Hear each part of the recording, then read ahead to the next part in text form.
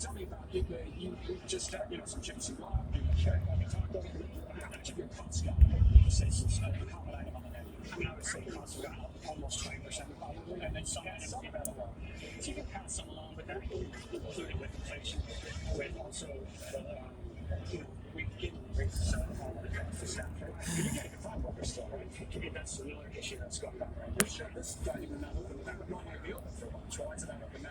So we've had to make some, unfortunately, sort of cuts with business hours. Yeah. And part of the issue with that, we have our employees that are here that are for the market, but trying to find other employees is just been incredible. The thing, and this is important, is whether these issues are temporary or permanent, right? We talked with so many people last year, they had 2 years, and so come September, we'll get the workers back. There's always a date, but are you worried about the model? The approach? What's going to make it so-and-so to take the lead? But again, look inside the agency. Has this been a priority for them? Even before he departed, did he have a working group on this? While he was gone, was there anybody in charge who said, we got a problem with the supply chain, and we're the Secretary of Transportation, and we're going to bring all the stakeholders, the people who run the ports, the people who are in logistics, the people who are the ultimate consumers of these, get them together and see what the federal government can do to help resolve this problem? No, nothing. Crickets, zero, zip, nada. And, if you don't have a cabinet secretary who's stepping up to deal with the problems in their area, then problems are not going to be dealt with. And that's exactly what we're seeing happen in the area of transportation. And these things need to start with the cabinet secretaries and work their way up to the White House. They don't need to wait. This cabinet secretary should not be waiting until they get White House direction before they begin to try and get their hands around problems that are in their area. You used to be in the chief of staff's office. What about this tweet from Ron Klain, the tweet from Jason Furman that he retweeted that Jackie was talking about? He seems, Ron Klain, to be very prolific on Twitter. I counted more than 100 tweets just this week alone. Is that a little too much for chief of staff? I think the right number of tweets from a chief of staff is zero. Look, I was in the White House for 7 years as a senior advisor and then deputy White House chief of staff for 3 years. I saw two very good men, Andy Card and Josh Bolton, serve as chiefs of staff for the President of the United States. That is a demanding job. That is a job that requires your full attention to the things at hand, from the earliest moment in the morning to the latest moment at night. And neither one of those men, and no chief of staff that I'm aware of, would have enough time to do 100 tweets in a year, let alone in a week. And is that the responsibility of the chief of staff, to be the tweeter in chief? I think that's better left to the communicators. But Ron Klain has a big job to do in every moment he spends there trying to determine, should I retweet that? Let me check my Twitter feed. Is there anything interesting that's come across in the last hour that I can retweet out? It's a waste of his time and a disservice to the man that he serves, generally whose office is about 10 feet away in the Oval Office. Well, your former colleague Josh Bolton observed that an errant tweet by Klain could send the news cycle spinning in the wrong direction. And that came to pass earlier this week. Came to pass, didn't it? And look, if the media were attentive, go back and look at his previous tweets. I bet you $1 to $1 there are plenty that would have sent the normal news cycle spinning in a different direction if he didn't have a compliant press. All right. Carl, good to see you. Enjoy the weekend down in Texas. I will. Thank you, Shane. So, I mean, he does tweet an awful lot. 100 tweets in a week. Yeah, more than 100. Wow. Wait, 100 tweets in a week? Tweets and retweets. Yeah, tweets and retweets, but lately it's That's impossible. Tweeting one. I think that he's got President Trump beat. It's pretty close. It's actually. Well, there's 7 days in a week, so it would be. Just a little while, he was talking about the job shortage. We got the Don't know. supply chain crisis, we got a job shortage, which is exacerbating the situation. There are a lot of problems. Right. Cabinet Secretary actually was in they seem to keep them waiting. Talking to him soon. Also developing this afternoon, we are told Bill Clinton is on the mend in the hospital after an infection spread to his blood. The former president was admitted to the University of California Irvine Medical Center's intensive care unit on Tuesday. The 75-year-old had a urinary tract infection advanced to sepsis. But Clinton's reps have really been playing it down, saying he's in the ICU to provide the former president more privacy, not because of his medical condition, and he wanted to make it very clear he does not have COVID. According to his doctors, Clinton is in good spirits and responding well to antibiotics. Well, Fox News alert now, and a lawmaker hunted down and murdered. It's breaking news out of Britain, where a conservative member of parliament was stabbed to death while meeting with voters today. We're live in London on that breaking news coming up next. Plus, this. He stood up and he said, parents do not have a right to be telling schools what will be taught in school. He thinks that government should stand between parents and their children. Republican candidate for Virginia Governor Glenn Youngkin on his challenges remarks about critical race theory and parents telling schools what to teach. Now Virginia parents are reacting as all eyes are on that state that could predict next year's midterms.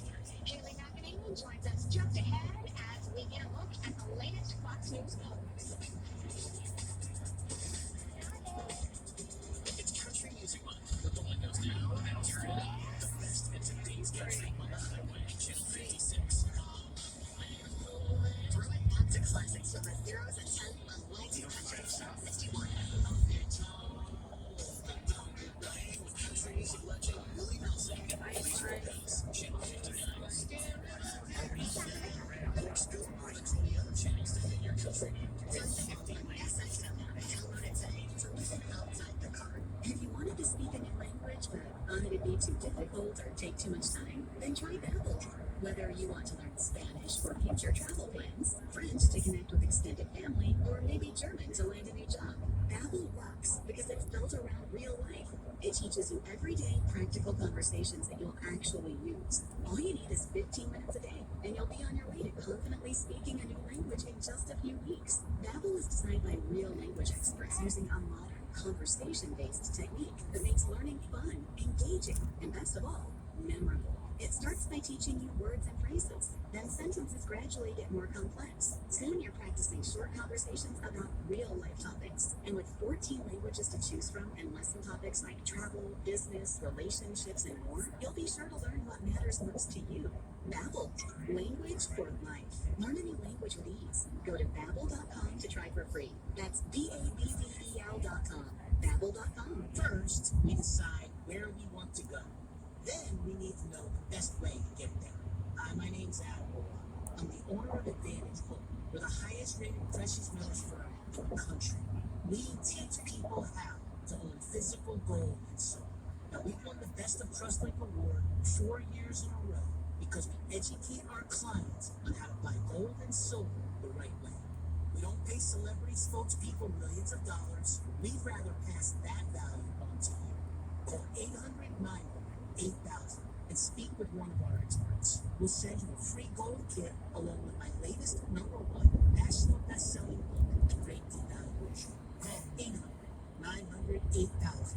That's 800-900-8000. Get the best information, the best process, the best service, the best value. Call Advantage Gold at 800-900-8000. Call 800-900-8000. When you add power, service, diesel, clean, plus cetane boost to your tank, you engage. And when you're in Power service. you hit every green light while going through town. Your kids stop asking for money, and that normally inattentive waitress refills your sweet tea 3 times with an UFSK. You know what else will smother well everything? Wait, what even is that? Like, power service.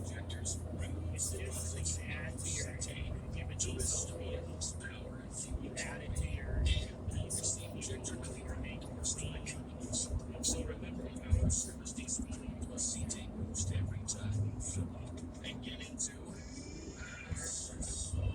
visit powerservice.com. It does. Searching through low inventories to find the right truck to lease for your business? Look no further. SMI's relationship with top manufacturers means a steady flow of new truck arrivals. Shop current inventory or pre-order now so you can get into a brand new truck as ready as possible. Pick from Volvos, Internationals, Freightliners, and more, and drive with confidence, knowing your truck is backed by an industry-leading warranty. Apply today at smitrucks.com. That's smitrucks.com.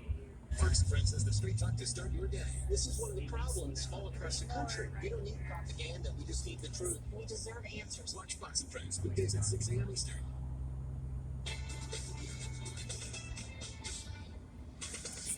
And welcome back. Haley McEnany is here as Fox polls show what parents really think about attempts on the left to control what their kids are learning. But first, we need to get to breaking news. And this is a Fox News alert. A British conservative lawmaker has been stabbed to death by a killer shouting political statements. That's according to police there. David Amos was meeting with voters at a church in eastern England when he was attacked. Benjamin Hall is in our London bureau with the latest developments on this. Benjamin. Yeah, and it's a shocking news out of the UK today. This was a well-respected member of Parliament simply going about his governmental business when he was stabbed to death in broad daylight inside a church. Now, he'd been an MP for 40 years. He was a father of 5, and today he was just going about meeting members of the public as he did often in his constituency when a man ran into the Methodist Church in Essex, which is just east of London, stabbed Sir David numerous times. A 25-year-old man was soon arrested and a life recovered. Boris Johnson has been speaking in the last hour. David was a man who believed passionately in this country and in its future. And we lost today a fine public servant and a much loved Yes. friend and colleague. There it is. There is no sense of motive yet or who the attacker is. Sir David Amos was not a senior MP. He was a devout Catholic who voted against gay marriage and abortion. There it He was is. his voice in support of Israel, but he was also a centrist who avoided controversy. There has long been a concern in the UK, however, about security at these public meetings. This attack will stir memories of a very similar moment in 2016 of Labour politician Joe Cox, in that case by an extreme nationalist. There has been an uptick in attacks and abuse towards MPs here in the UK. Some say it's due to the polarisation of politics. One thing is certain, this will lead to a major security review, particularly as events like this currently have no police presence. Anita? That is a frightening story. Benjamin Hall, thank you so much. Live in London. John. Thanks, Jerry. Here comes well. Baseball bat wielding woman creating chaos on Capitol Hill this morning. Fox is told the woman came to the west front of the Capitol building where she, quote, assumed a batting stance and tried to hit some officers with the weapon. When officers moved in on the suspect, she bit one of them. Stories Fox's were in the hood there. The woman was arrested and will be charged with assault on a Capitol Hill police officer. Wow. Crazy day. Aaron across the building. But you know, the plan and link to is reminiscent of years ago as well. She was politics in the supermarket events and some shot thankfully she survived. Of course, the Jews were like, Well, as parents nationwide struggle to reclaim control of their kids' education, a brand new Fox poll in Virginia finds a strong majority of parents want a bigger role in deciding what schools teach their children. The polls come after Democrat Terry McAuliffe, the former Virginia governor who is running again, said he thinks parents should stay out of the classroom. Haley McEnany is a co-host for Augusta. Haley, it's always great to see you. Good to join you, Nina. Thank you. So the question here, should parents have a say in what their kids are learning? Take a look at that latest Fox News poll. 57% of parents say they should be able to tell schools what to teach. Only 34% say they should not.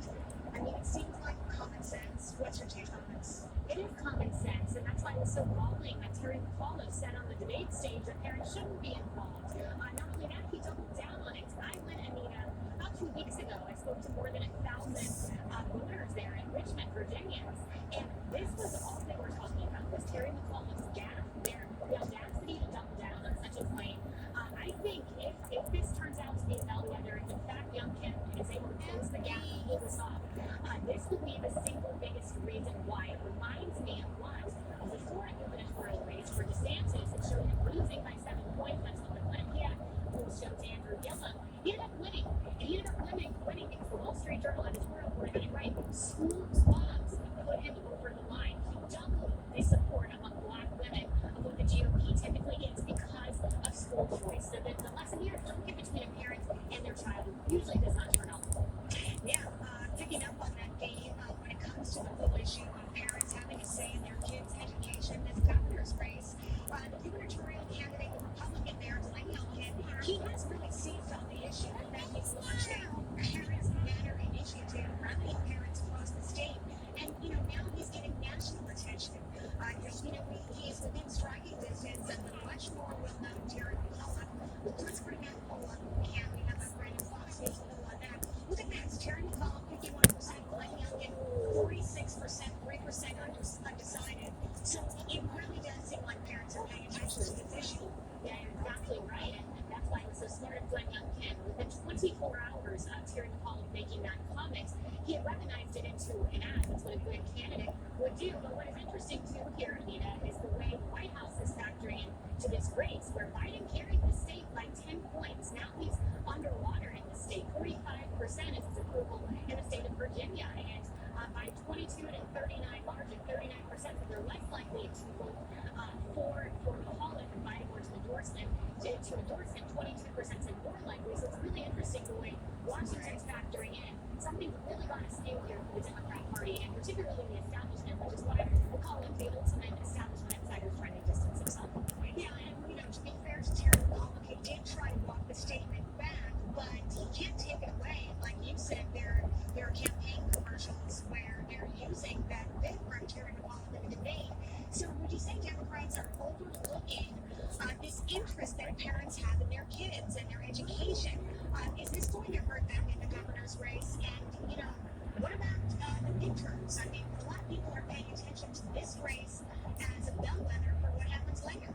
Yeah, there's no doubt about it. This will be a key issue for the GOP, I would imagine, particularly when you look at the polling on critical race theory, which is at the epicenter of parents getting involved in their school boards. They don't want this insidious ideology taught. Of those who know what critical race theory is, 58% are against it. They don't want it in their textbooks. They don't want their kids to be taught it. And a good friend of mine on the Hey, SeaWorld Drive is only 2 miles away. Republicans never get involved in their school board meetings. They should. Well, that all changed this year in a rather dramatic way. These images we've seen. Parents are animated. GOP's animated. That's why they're showing up at school board meetings for the first time in a long time, putting their voice up there. Yeah, and I feel like they will continue to show up. Carrie McEnany. Yeah, so we're almost there. It's only 2 miles away. SeaWorld is only 2 miles away. Yes. Didn't settle this for how to shake things up. We've got that coming for you coming up next. Plus, an FDA vaccine advisory committee endorsing a Moderna COVID vaccine booster for certain people. But who should get that third jab, and how crucial is it? Dr. Mark Siegel is ready to weigh in on the other side of the break.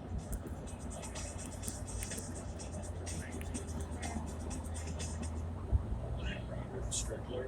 My wife Joyce and I have been married for 53 years. It's certainly one of the really important things in my life.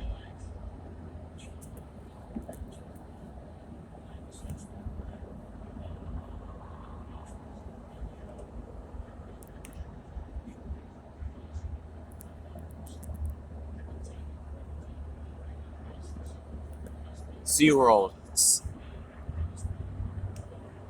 Exit 21. Yes. Yes. Yes.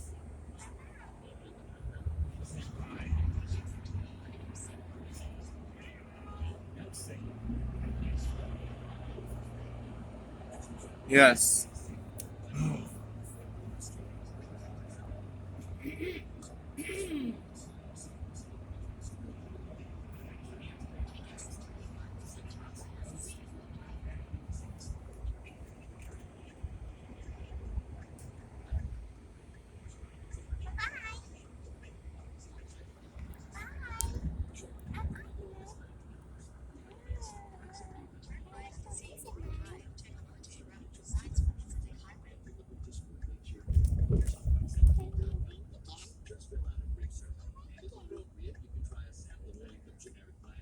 I can see it from here.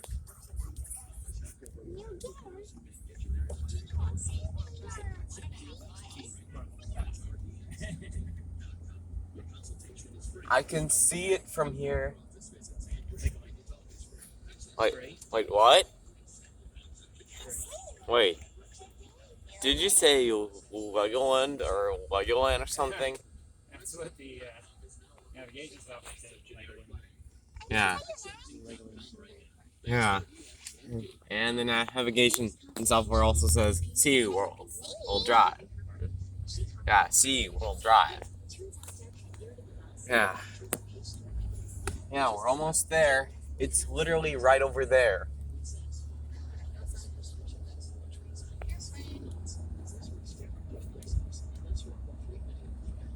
Yeah. There's a plane in the sky right now. Yeah.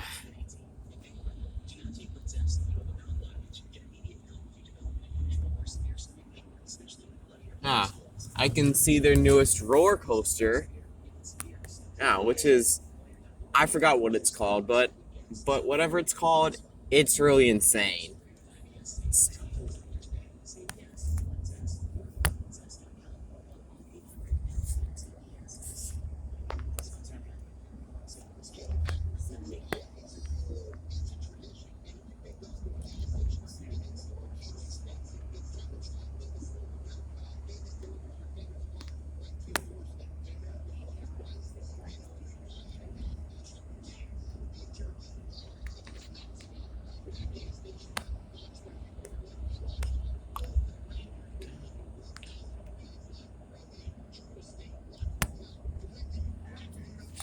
Ooh, yes, there it is.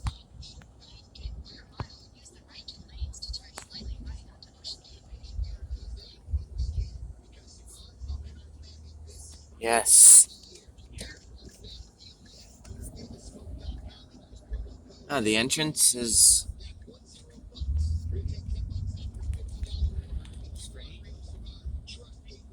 Hey, just follow the sign.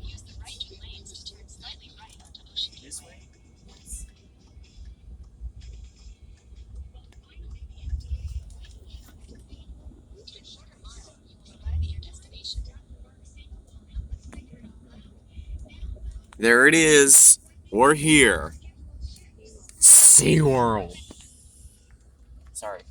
Sorry, I'm not talking about you. I'm talking about the Manic Monday here on hopefully a really big Friday night. Lay your burdens down Friday. Some of you have a few o'clock, others, as I suggested yesterday, told the boss yesterday, Thursday. Well, I was gonna go. So enjoy